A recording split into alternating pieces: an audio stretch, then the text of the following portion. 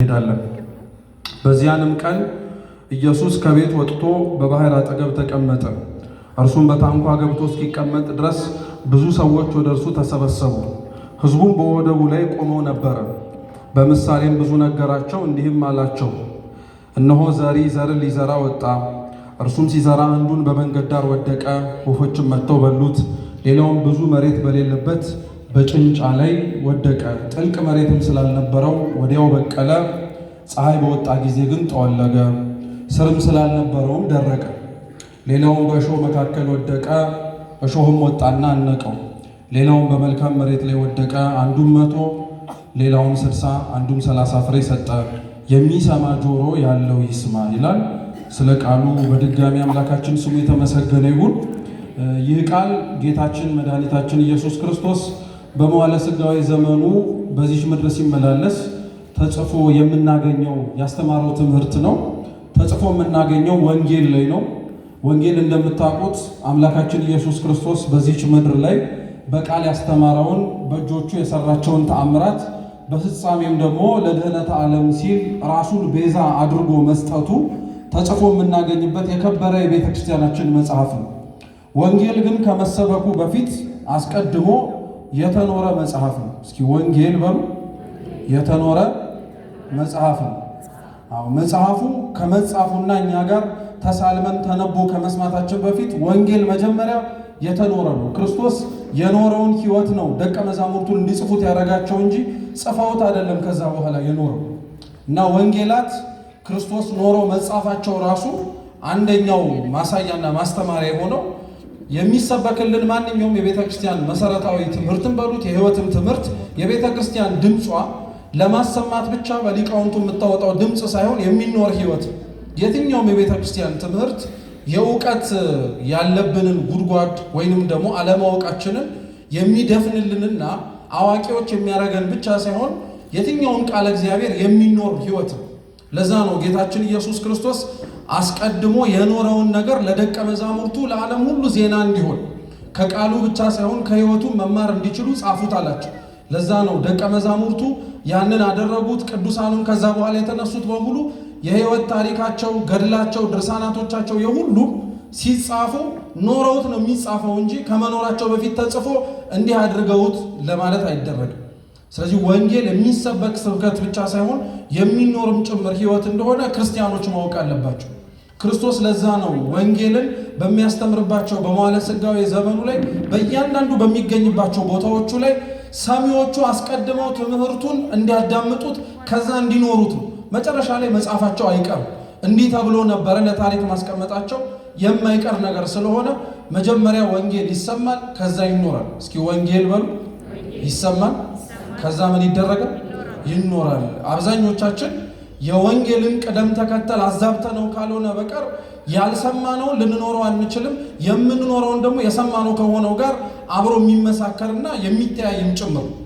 ጌታችን ኢየሱስ ክርስቶስ ታዲያ 3 ዓመት ከ30 ዓመቱ ከጥምቀት በኋላ ማለት ነው የፈጀው ቃለ እግዚአብሔርን በማስተማር ነው። ሰዎችን ሊለውጣቸው፣ ሊያስተካክላቸው፣ ጠማማነታቸውን ሊያቃናላቸው የሚችለው ቃለ እግዚአብሔር ብቻ ነው። ሌላ ምንም ሊሆን አይችልም። ያንኑ ቃለ እግዚአብሔር ነው በነገራችን ላይ መምህራን ቆመው ያስተምሩታል፣ አባቶቻችን ይጸልዩታል፣ መዘምራንም ይዘምሩታል። ሌላ ምንም ነገር የለም። እሱ ብቻ ነው ሰውን ሊያስተካክል፣ ሊለውጥ፣ ሕይወትንም ጭምር ደግሞ አዲስ ሊያደርግ የሚችል። ስለዚህ ክርስቶስ 3 ዓመት ሙሉ በዋለበት እየዋሉ ባደረበት እያደሩ የሚማሩ ተማሪዎች አሉት። በአንጻሩም ደግሞ እየተንቀሳቀሰ የሚያስተምራቸው ነበር። የማቴዎስ ወንጌል ምዕራፍ 13 ስለዚህ ሲጀምር ምን ይላል? ሳነብ እንደሰማችሁት ጌታችን ኢየሱስ ክርስቶስ ቤት ውስጥ ተቀምጦ ነበረ። ብዙ ሰዎችን በውጭ እርሱን ሊያዩ እንደተሰበሰቡ ሲያውቅ ወደ ባህር ማዶ ወጣላቸው ይላል። እስኪ ቤት ውስጥ በሉ እንጂ ነበሩ።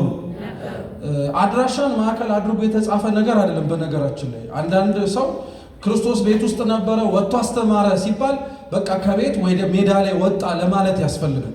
እንደዛ ለማለት አይደለም። አንደኛው ክርስቶስ የማያስተምርበት ቦታ እንደሌለ ለማሳየት ቤት ውስጥም ያስተምራል፣ ተራራም ላይ ያስተምራል፣ ሰዎች በበዙበትም እንዲህ ቦታ ያስተምራል። ሰሚ ካገኘ አንዲት ነፍስን ቁጭ አድርጎ ያስተምራል። ቦታውን ማዕከል አድርጎ አይደለም ቤት ውስጥ አስተማረ ተብሎ አምላካችን የተነገረለት። ቤት የምትባለው ክርስቲያኖች ቤተ ክርስቲያን ናት።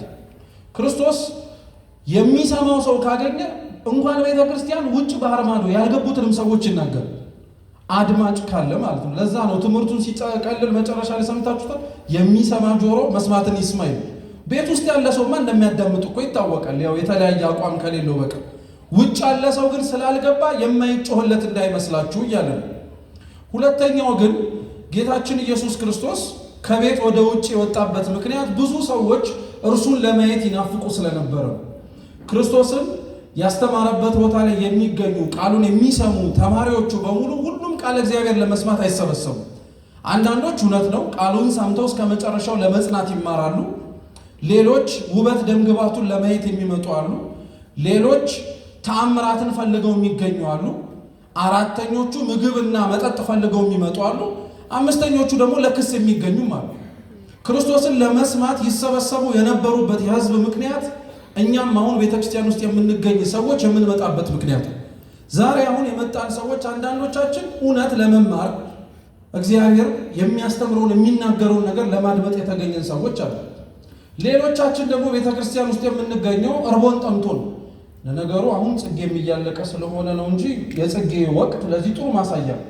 ጽጌ ላይ ሁሉም ማህሌት የሚቆመው ለማመስገን ነው እንዴ? አይደለም እኮ። የሚያመሰግነው ያመሰግናል። ከዛ ውጪ ግን ቢያንስ ቆሟል ተብሎ እንኳን የዕለት ምግቡን ለማግኘትም እኮ የሚመጣ ሰው አለ። ቤተክርስቲያን የምታበላው የምታጠጣው ማለት ነው። ዝክሩ፣ ጽዋው፣ ሰንበቴው፣ አገልግሎቱ ይሄ ነው በነገራችን ላይ ዋነኛ። ሌሎች ቤተክርስቲያን የሚገኙት ደግሞ ውበት ነገር ማርኳቸው። ውበት በነገራችን ላይ እንደ ቤተክርስቲያን የሚያምር ነገር የለም። በጥቅሉ ስርዓት አምልኳ፣ ዝማሬዋ፣ ትምህርቷ ምንም ነገር የሚያምርባት ደጅ ናት ቤተክርስቲያን እና ያ ማርኮት የሚመጣ ሰው አለ። በተለይ ደግሞ ከየካ አጥቢያ ከመጣችሁ ጥር 12 የማያምረው ሰው የለም አይደለ? ቃና ዘገሊላን ሁሉም ህሊናው ላይ ተስሎ ያለበት ቃለ እግዚአብሔሩ፣ የሚደረጉት ተአምራቶች፣ የምንበላው የምንጠጣው ምግበ ሥጋ ምግበ ነፍስ ብቻ አይደለም። ውበቱ ስርዓቱ የሚማርከው ሰው አለ። ይሄ ያስጣላልን። በነገራችን ሰው በተለያየ ምክንያት እግዚአብሔር ጋር ሊጠጋ ይችላል። ሰው በተለያየ ምክንያት ከአምላኩ ጋር ለመኖርም ጥሪ ሊቀርብለት ይችላል። ይሄ አላንስ ብሎ ክርስቶስ የሚገርማችሁ ሊከሱትና ከእርሱ ስህተት ከማይገኝበት ስህተት ፈልገው የሚመጡትንም ሰዎች ያስተምር ነበር። አሁን እኮ እኛ ተገላቢጦሽ ሆኖብን ነው ታውቃላችሁ። ቤተክርስቲያንን የማይፈልጋትን እኛም አንፈልገው። ያ ግን አይሰራም። ክርስቶስ እርሱን የሚሰቅሉትን ያስተምራቸው ነበር። አሳልፈው እንደሚሰጡት እያወቀ ነገር ግን ይናገራቸው ነበር። ዛሬም እኮ ያልገባን ሰዎች ነን። ጮህን ማንም አይሰማንም። ቤተክርስቲያን ለምን ትናገራለች? መናገር አለባት። ከእርሷ ዕዳ በደሉ መውረድ አለበት። ሳንናገር የሚመጣው መቅሰፍት ለሚደርስበት ሰው ሁሉ ቤተክርስቲያን ኃላፊነቱን አትወስድም። ከመምጣቱ አስቀድሞ ትናገራለች እንጂ። ስለዚህ ክርስቶስ ውጪ የሚሰበሰቡትን ሰዎች ለማስተማር ሲል ወጣ። ህዝቡ ተሰብስበዋል። የሚያስተምረውን ነገር ለመናገር ለመስማት ናፍቀዋል። ጌታችን ኢየሱስ ክርስቶስ ታዲያ ባህር ወደቡ ላይ አብረው መሬቱ ላይ ቆመው የነበሩትን ሰዎች ለማስተማር ታንኳ ላይ ወጥቶ መናገር ጀመረ። እንደ ቀላል የሚታይ አረፍተ ነገር አይደለም። በነገራችን አብሯቸው ቆሞ ለምን አላስተማራቸው? እንዲሁም ታንኳ ላይ እኮ ተጭኖ ማስተማር ሲጀምር እኮ ታንኳ ባህር ላይ የሚንሳፈፈው አይደል?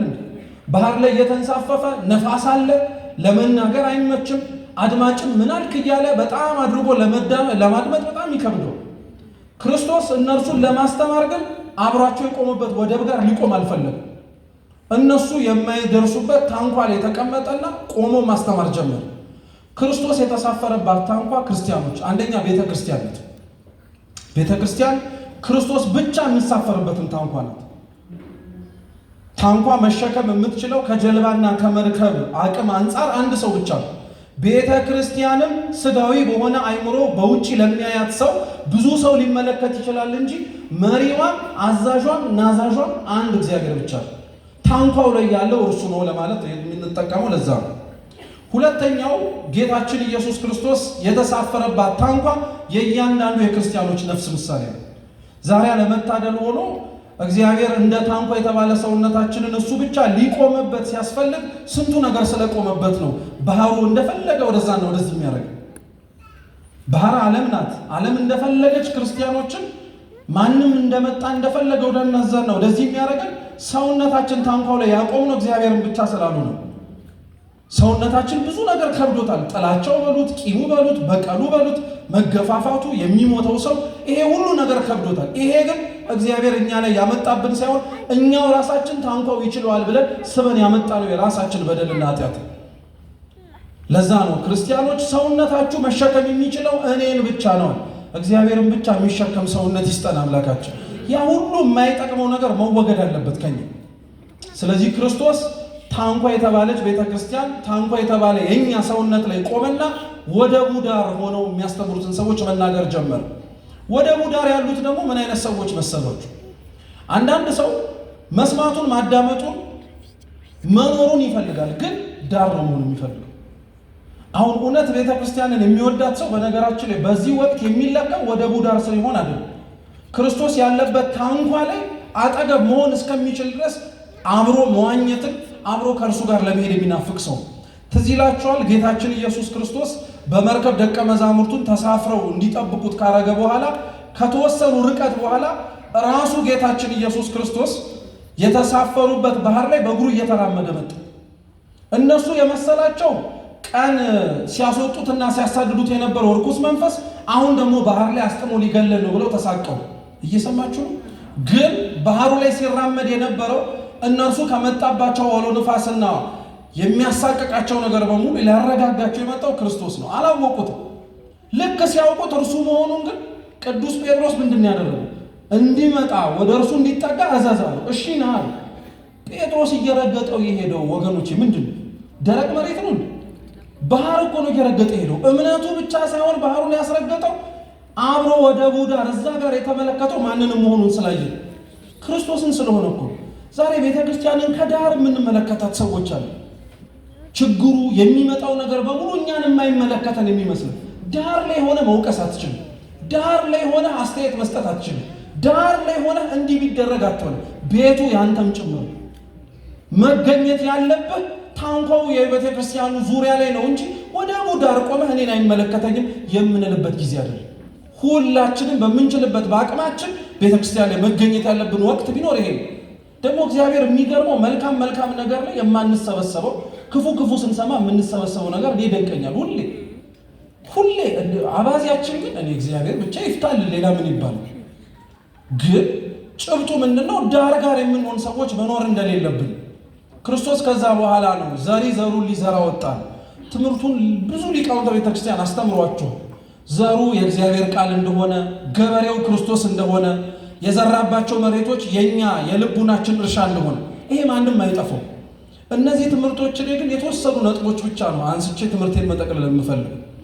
የመጀመሪያው ክርስቲያኖች እናንተ ራሳችሁ ገበሬ ብትሆኑ ምርት የማታገኙበት መሬት ላይ ተደክማላችሁ? አደኩ። ክርስቶስ ቢዘራ ገበሬው ማረግ የነበረበት 30 እና 60 መቶ የሚያገኝበት ላይ ነው መድከም ያለበት እንጂ አስፋልት ላይ መዝራት የለበትም። ጭንጫ ላይ መዝራት የለበትም። እሾህ ላይ መዝራትም የለበትም። መሬቱና መልካሙ ላይ ብቻ ነው። ምክንያቱም ገበሬ ልብ ብላችሁ ስሙ፣ ገበሬ ባንሆን ያንን የሚዘራውን ዘር የሚያገኘው ዘርቶ ከሰበሰበው ከጎተራው። ቢርበው እንኳን ቆልቶ አይበላውም ዘሩ። እየሰማችሁ ቢርበው አይበላውም። ያቺን ዘር በላት ማለት ነገ ዘላለም ዓለሙን በረሃብ ሊወድቅ።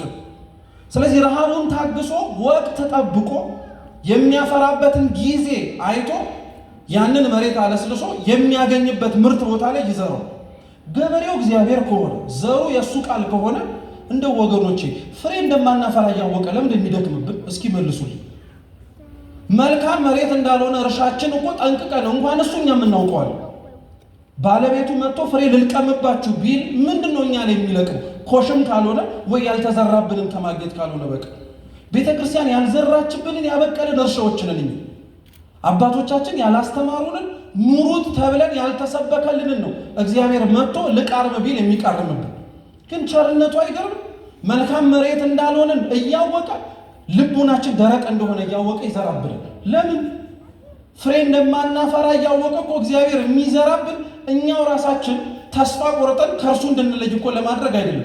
እርሱ የሚጠበቅበትን እንዳደረገ እናንተም የሚጠበቅባችሁን ማድረግ አለባችሁ ሊለን እኮ ነው። መከራ የተባለ ፀሐይ ሲወጣ እንደምንደርቅ እያወቀ የሚዘራብን ለምን ይመስላችኋል? ከእርሱ የሚጠበቅበትን ለማድረግ እኮ ነው። እግዚአብሔር በየዘመናቱ ክርስቲያኖች አጉድሎት የሚያውቅ ምንም ነገር የለም፣ አይኖርምም። ወደፊት አብዛኞቹ ነገሮች እርሱ ደክሞ የሰጠን። ቤተክርስቲያን በእኛ ላይ ያልታነጸች እሱ ሰርቶ፣ መዝሙሩ በእኛ አልመጣ ሊቃውንቱን አስነስቶ በራሱ ቅዱስ መንፈስ ቃኝቶ፣ ወንጌሉ በእኛ አስተሳሰብ አልተነገረ ራሱ ቅዱስ መንፈሱን ልቆ አስተምሮ፣ እኛ በዛ ውስጥ ያለን ሚና ጥቂት እንደሆነ ታውቃላችሁ። ብዙ ተደክሞብን ብዙ ተደርጎልን ጥቂት ነገር ነው የሚፈለግልን። እኛ ግን ራሳችንን ስናየው እግዚአብሔር ምንም ያላረገልን እኛ ብዙ የሚጠበቅብን ነው አለ የሚመስለው። ተገላቢጦሽ ነው ነገሩ። እርሱ ነው በጣም ብዙ ያደረገው፣ እርሱ ነው ብዙ የደከመው፣ ጥቂት ደግሞ ከኛ ይጠብቅ። እርሱ አንደኛው። ሁለተኛው ዘር የሚባለው ጠርጡለስ የሚባል ሊቅ ደግሞ ሲያስተምር ምን ይላል? ዘር የሚባለው ተዘርቶ የሚበቅለው የእግዚአብሔር ቃሉ ብቻ ሳይሆን ይላል። ልብ ብላችሁ ስሙ። ዘር የሚባለው ፍሬ የሚገኝባቸው ቅዱሳንም ጭምር ናቸው ይላል። ቤተ ክርስቲያን ክርስቲያኖች ሰብስባ የምታስተምረን ለዘመናት በተለያዩ መዝሙራት በተለያዩ መምህራን የምትደክምብን፣ ልብ ብላችሁ ስሙ ይባካችሁ። ይሄ ሁሉ ነገር እኛ ላይ የሚወጣው መልካምና ጥሩ ዜጋ መሆን እንድንችል ለሀገር አይደለም። ይሄን ጠንቅቀህ ወቅ። እግዚአብሔር አንተ ላይ የሚደክምብህ ቅድስና እንዲኖርህ። ቅድስና የሌለህ መልካም ዜጋ ከሆንክ ምን ትፈጅድላታለህ ለቤተ ክርስቲያን? ማህበር ውስጥ የምንቀላቀለው፣ ሰንበት ትምህርት ቤት ውስጥ የምንገባው፣ ቤተ ክርስቲያን አንድነት ውስጥ የምንሰበሰበው ስብስብ እንዳለን በዛ ስብስብ ውስጥ ደግ ሰዎች እንደሆነ ለማጠየቅ ነው አይደለም። በምናሳልፋቸው በእያንዳንዱ ዓመታት ላይ ትክክለኛ ውጤታችን መገምገም ያለበት ጸንተን በቆምንበት ዓመታት ልክ ብቻ ሳይሆን ባፈራናቸው ቅዱሳንም ልክ። የቤተ ክርስቲያን ተልዕኮ ይሄ ቅዱሳንን ማፍራት በቃ አለቀ። ንጽህና ያላቸውን የእግዚአብሔርን ቃል የሚሰሙ ሰዎችን መውለድ። እዚች ቤተ ክርስቲያን ውስጥ ተሰብስበን ነው እኛ ያለን። አንዳንዶቻችን ግን ቤተ ክርስቲያን ውስጥ ስንገኝ በጣም ነው የሚገርማችሁ። ምን አይነት ጠባይ ያለብን? ጥሩ ከሆነን በቂ ብቻ ይመስላል። ካልሰረክ፣ ካልዘሞትክ፣ ካልዘፈንክ፣ በቃ እንደነዚህ ኃጢአት ካልሰራ የምንጸድቅ ይመስላል።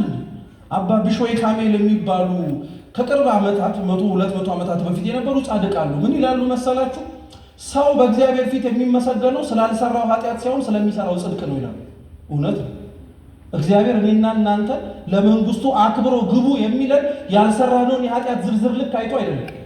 ንስሐ ገብተን መስራት የሚጠበቅብንን ጽድቅ ስላደረግን ነው እንጂ። ስለዚህ ቅድስና በጣም መሰረታዊ ነገር እንደሆነ እንዳንዘነጋው ክርስቲያኖች።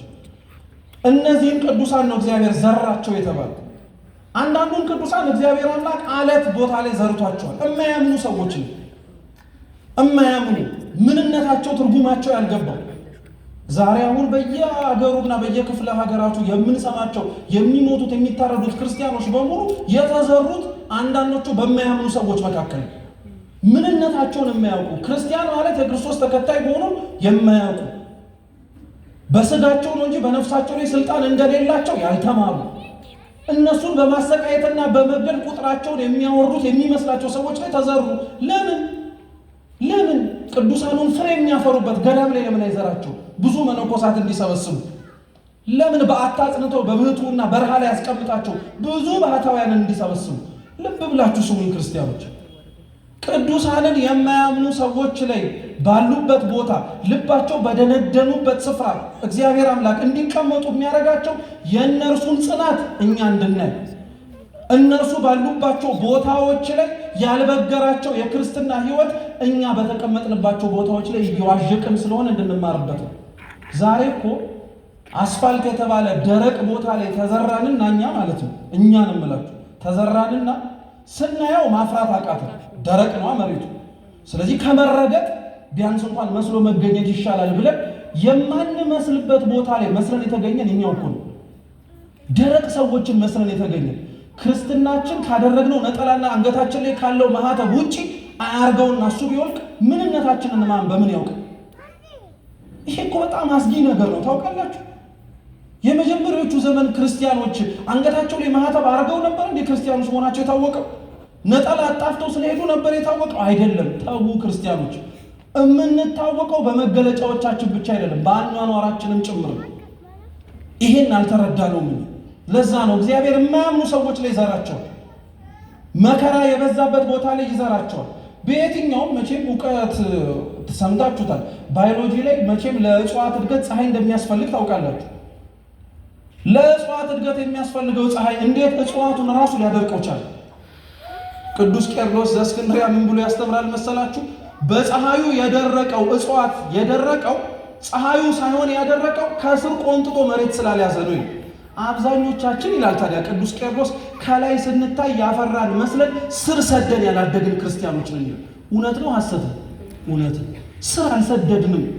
የሰደድን መስሎናል፣ ያደግን መስሎናል። ስንታይ ያፈራን ምን መስላል? አብዛኞቻችን ግን ቤተክርስቲያን ውስጥ አልቆነጠጥንም ስራችን። ለዛ ነው ፀሐይ ሲመጣ መከራ ሲመጣ ያለን መስሎን እንደታጣን የምንገኝ። እንደነዚህ አይነት ቦታዎች ላይ እግዚአብሔር ቅዱሳንን ይዘራል እኛ እንድንማርባቸው ማለት ነው። አሁን የሚሞቱት የሚታረዱት ክርስቲያኖች እውነቴን የምላችሁ ለነሱ ክብራቸው ነው። ከእግዚአብሔር ጋር ኖረውበታል፣ ታምነው መስክረውለታል። ይብላኝ ለኛ ያ መከራ በቦታ ነው እንጂ ራሱኑ መጥቶብን ብንገኝ ኖሮ እንጃ ታምነን እንገኙ። የደርቡሽ ዘመን ላይ አንድ መሪጌታ ናቸው ይባላል ታሪክ ነው። እና ሲመጡ ጉባኤ ቤቱ ላይ የነበሩት ደቀ መዛሙርትና ተማሪዎቻቸው በሙሉ ደርቡሽ መጥቶ ገድሏቸዋል። ሰማዕትነት ተቀብለው ሲመጡ ሁሉም ሞተው ሲል በጣም ደነገጡ። ምክንያቱም ክብሩ የሰማዕትነት ነው። ስለዚህ ምን አረጉ ይባላል? ደርቡሽ ያለበትን አቅጣጫ ኮቴያቸውን ዳናቸውን እየፈለጉ ሰደው ሄዱ ይባላል። እና ሰደው ሄደው መጨረሻ ላይ አገኟቸው ከሩቆ ነው። በቃ ጥምጣማቸውን አድርገው በጣም ንጹህ ሆነው ነበር የሄዱት እኚህ ክርስቲያን። እና ምን ፈልገህ ነው አሉት ደርቡሾች። እንደ ወንድሞቼ ክብር ማግኘት እንድችል እባካችሁን እኔንም ግደሉኝ አሉ። ደርቡሽ ሲዋዛሉ እንዲሁ ልንገድልህ አሉት። በፍጹም እና አብረህን ትሄዳለህ አሉትና ጣዖት ቤቶቻቸው አስገብተው በየጥቂቱ አንዴ ጥፍሩን፣ አንዴ ጣቱን፣ አንዴ ቆዳውን እየቀረደዱ ፊት ለፊቱ መከራ ሲያበዙበት ይቅርብኝ እኔ ክጃለሁ ብሎ ካለ መከራ ያላመጣብን እምነታችንንም እግዚአብሔር ስለሚያውቀው እየሰማችሁ ነው። መጠንከር ባለብን ጊዜ ላይ መጠንከር አለብን። መበረታት ባለብን ጊዜ ላይ መበረታት አለብን። የዋዛ ጊዜ ላይ አይደለም ያለ ነው። ይሄ ዝም ብሎ የሞቅታ ወይ ደግሞ የሞቲቬሽናል ስፒች ወይ ንግግር ስብከት እንዳይመስላችሁ። በያለንባቸው ቦታዎች ላይ ቤተ ክርስቲያንን መስለን መታየት መቻል አለበት። ሶስተኛውም ተመሳሳይ ነው። እሾህ የፈራበት ገበሬው ዘር ነው የዘራው። ገበሬው ዘር ነው የዘራው። እሾሁ ከየት ነው የመጣው ብላችሁ ብትጠይቁ ማቴዎስ 13 በጣም ብዙ የገበሬ ምሳሌ ያለበት ነውና አንዱ ክርስቶስ ያስተማረው የገበሬ ምሳሌ ላይ ምን ይላል? ገበሬው ዘር ዘርቶ ማለዳ ሲጨርስ ማታ ላይ ጠላት ይመጣና ይዘራበታል ይላል። ዛሬ ቤተ ክርስቲያን በያለንበት አጥቢያ ሊቃውንት በሚደክሙበት፣ መጽሐፍት በሚጻፉበት፣ መዝሙሮቹ ተዘምረው ለእኛ ሕይወት ለማስተካከያ በሚዘጋጁበት ልክ እኛ ስናንቀላፋ የተዘራብን ብዙ እሾህ አለ። ገና ያልባነን ነው ያላወቅነው ነው። የምትሰሟቸው ነገሮች በሙሉ እሾህ ናቸው። ክብረ ክህነት ላይ የሚነገሩ ካህን የለንም ጳጳስ የለንም እየተባለ የሚነገሩ ስታዩቸው ላዩን ጥሩ ይመስላሉ አይደል? ችግሩን የሚያንጸባርቁ ይመስላሉ። ችግር ይኑር አይኑር እርሱ እንዳለ ሆኖ፣ ነገር ግን ችግሩን የምንፈታበትን መንገድ ግን ብልህነት ያስፈልጋል። ጠላት ይዘራብናል፣ ሳናውቀው እሾህ በመካከላችን ተዘርቶብናል። በደንብ አድርገን የምንጠላ የምናስነውር ክፉ የሆነን ክርስቲያን በውጭ ሳይሆን በውስጥ የምንመስል ሰዎች ሳንሆን ቀርተን ያን ነው እሾህ የሚባል። ገበሬው ለዛ ነው መልካም መሬት ላይ ዘርቶ መልካም የዘራበት ላይ ፍሬ ያገኘበት። ጭውጡ ሶስተኛው ደግሞ ላነሳው የፈለኩት ነጥብ ምን መሰላችሁ? ገበሬው በመጀመሪያውም በሁለተኛውም በሶስተኛውም በአራተኛው መሬት ላይ ዘር ዘርቷል። ምን ማለት ነው? መሬቶቹ ይለያዩ ይሆናል እንጂ ዘሩ አይለዋወጥም። ክርስቲያኖች ቦታ ሊለውጠው የሚያስፈልገንና የሚቀየርን ክርስትና ሊኖረን አያስፈልገን። እየሰማችሁ በሁሉም ቦታ ክርስቲያን መሆን አለብን። ጊዜያችን የሚፈልገው ይሄንን ነው። ሁሉም ቦታ ክርስቲያን መሆን፣ ሁሉም ቦታ እግዚአብሔርን በእኛ እንዲታይ ማድረግ፣ ሁሉም ቦታ እኛን አይተው እግዚአብሔርን እንዲያዩ እንዲናፍቁ ማድረግ። ይሄ የሁላችንም ኃላፊነት ነው። የሁላችንም ኃላፊነት ነው። ክርስቲያኖች ይህን ጠንቅቀን መረዳት አለብን። እባካችሁ ይሄ መሰባሰባችን፣ አንድነታችን፣ ሁላችንም የምናደርገው ህብረት ለቅድስና ካልተረፈን ትርጉሙ ምንድን ነው? መገናኘታችን፣ አብረን መዘመራችን፣ ማክበራችን ከእግዚአብሔር ጋር ካላደረሰን ምንድን ነው ትርጉሙ? የእውነቴን እኮ ነው የምላችሁ። ግዴታ ያስፈልገናል። በቃ ግዴታ በሁሉም ቦታ ክርስቲያን ሆነ በደረቅ መሬት ላይ የማያስመስል መከራ በበዛበት ላይ ወደኋላ የማይል ጥቅማ ጥቅም አታሉት የማያስቀር ከምንም በላይ ደግሞ ችግር ያነሰን ይመስል ችግር የማይጨምር ክርስቲያን፣ መከራ ያነሰን ይመስል መከራ የማያበዛ ክርስቲያን አሁን ይፈለጋል። ይሄንን የምናደርገው ደግሞ ክርስቲያኖች ብለን በመዝመት አይደለም፣ ራሳችንን በማየት ቤተክርስቲያን ለውጧ፣ ቤተክርስቲያን መስተካከሏ፣ ቤተክርስቲያን የምንፈልጋትንና የምንመኛትን መስላ ማየት የምንናፍቅ ከሆነ መስተካከሉ የሚጀምረው ከኛው። እውነቴን ነው የምልሽ፣ ከኛ ነው መስተካከል የሚጀምረው። ከኛ ነው ለውጡ መምጣት ያለበት። ከኛ ነው ንስሐ ገብተን የእውነትን እግዚአብሔርን መበደላችንን አምነን መመለስ ያለብን። እኛ ያላመጣነውን በእኛ ውስጥ የሌለውን ለምንድን ነው ሌላ ሰው ላይ ለመትከል የምንናገረው? ቅዱስ አትናቴዎስ ዘእስክንድርያ የግብፅ ፓትርያርክ የነበረው በረከቱ ለሁላችን ትድረስ። ምን ይላል መሰላችሁ? በአንተ ውስጥ ተጣሞ ያለውን ነገር በሌላው ሰው ቀጥ አድርገህ መትከል እንዳትፈልጊ። ብዙዎቻችን የተጣመመ ሰላም፣ የተጣመመ ፍቅር፣ የተጣመመ ትህትና፣ የተጣመመ ማንነት ነው ያለ። ሰው ጋር ግን ለመትከል የምንሞክረው ቀጥ ያለ ነገር አንተ ውስጥ የሌለውን፣ አንተ ውስጥ ያልተዘራውን፣ አንተ ውስጥ ያልበቀለውን እንዲህ አይነቱን ማንነት ነው ቤተ ክርስቲያን ውስጥ ያለን ክርስቲያኖች የሆንን ሁላችን። እውነቴን እንምላችሁ ክርስቶስን በሁሉም ቦታ መምሰል አለን። እኛን አይተው ክርስቲያኖች መሆናችንን መሽተታችንን ከመገለጫዎቻችን ውጭ ሊያውቁ ያስፈልጋል። ይህም ማህበር በነገራችን ላይ ዓላማው ነው መዝሙሩ የሚወጣው መሰባሰባችን ለ25 ዓመት በሙሉ ዘልቆ ወደፊትም ይቀጥላል የምንለው በእኛ ውስጥ ማን እንዲታይ በማሰብ እግዚአብሔር። ሌላ ምን ዓላማ አለ? ሌላ ምንም ዓላማም ሊኖረንም አይችል። ስለዚህ ክርስቲያኖች አደራ ቤተክርስቲያን ላይ የመጣውን እኛም ደረሰብን የምንለው በየተለያዩ ቦታዎች ላይ የምናሰማቸውን የክርስቲያኖችን ሰቆቃ የእውነት እንዲያበቃ የምንፈልግ ከሆነ እኛው ራሳችን መጀመሪያ መስተካከል፣ እኛው ራሳችን መጀመሪያ ለእግዚአብሔር መመቸት አለን። እኛው ራሳችን መጀመሪያ ከእግዚአብሔር ጋር መታረቅ አለን። ያንን ህይወትና ያንን ማንነት እንዲኖረን አምላካችን ልዑል እግዚአብሔር ይርዳን። የሰማነውን በልቡናችን ሰሌዳ ይጻፍልን። ከምንም በላይ የምንሰማው ብቻ ሳይሆን ሰምተን ለመኖር አምላካችን ይርዳን። በጎደለው በብፁዕ አባታችን በክቡራን መምህራን የሚታረም ይሁን። ወስብሐት ለእግዚአብሔር።